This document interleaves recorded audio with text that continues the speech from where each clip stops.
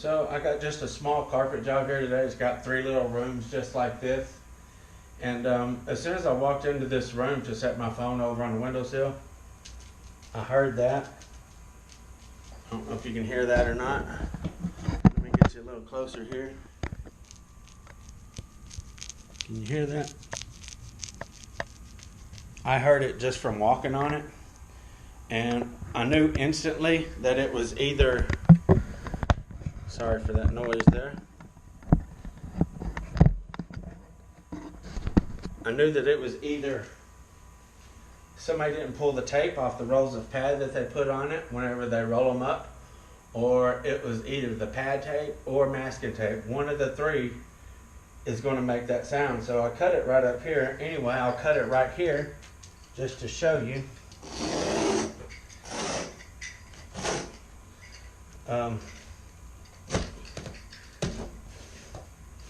And it is masking tape.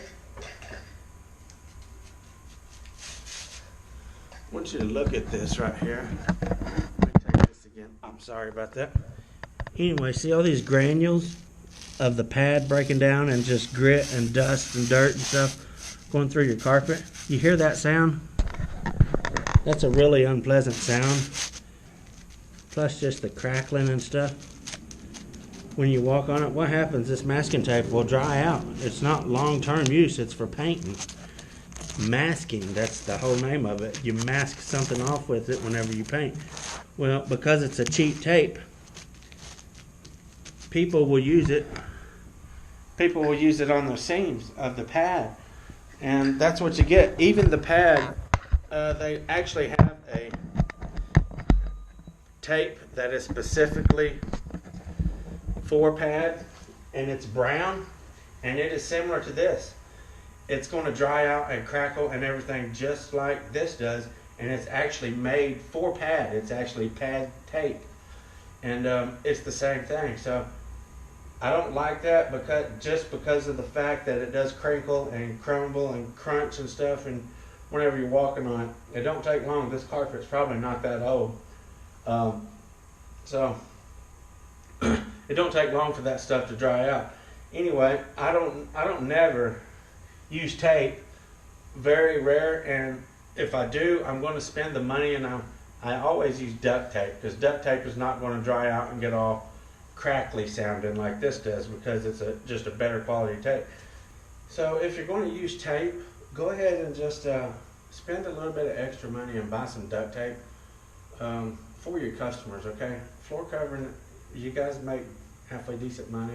You know, you can't get rich, but you know, it's provided a pretty nice life for me.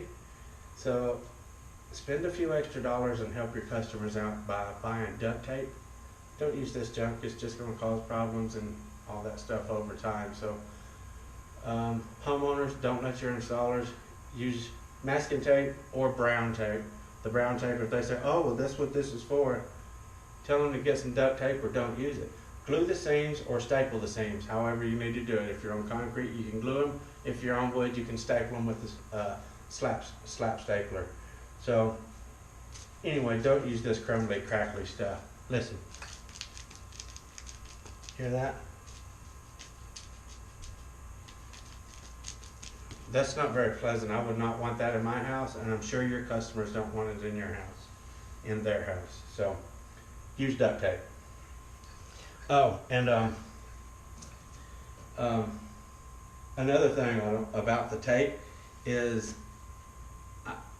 just yesterday I went and did some demo for a house that I'm going to be installing here in a week or so after the painters get done, and I thought, wow, look at that seam over there, because it was Berber, which this is happened more than once by all means. It's happened actually quite a bit. What tape does, I don't know how it works, but it does. It will actually preserve the pad under the carpet. If this pad wears out, this pad right here is still going to be nice and fat. Everything on the sides of it will be wore down. Right here where the tape is going to be nice and firm and fat still. It's not going to break down as it would on the sides, and it's going to look like a hump in the floor before long. I don't know how long it takes to do that. Usually when you see that, carpet has been down for a while, but still, if you're doing it for a nice home or something like that, take the extra time and it's in there for the duration. Okay, it's not like you're doing a little flip house or something for somebody that's going to have renters in it and tear it up or something like that. I can understand that, but if you're doing it for a customer that they plan on having the carpet down for a long time, take extra precaution and just do a little bit nicer work as far as the tape and stuff like that, because that will show up over time. Okay, you'll see a hump and it'll look like a bad seam peeking or something like that. Okay, so I just wanted to bring that to you guys' attention. That's why I don't like to use tape. Every now and again, like I said, I will use some duct tape if I'm repairing some pad or something, like if we're going over existing pad or whatever like that.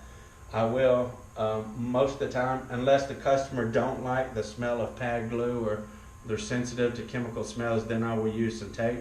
But only in those situations. I try to stay away from tape, period, just because of this and it causing the pad to hold up better in that particular area where the pad is at. So once again, if you came to my channel looking for help and you found something useful, got a little help or something like that, click on the subscribe button right up here and hit that notification bell, and that way you can get all my latest videos as they come out.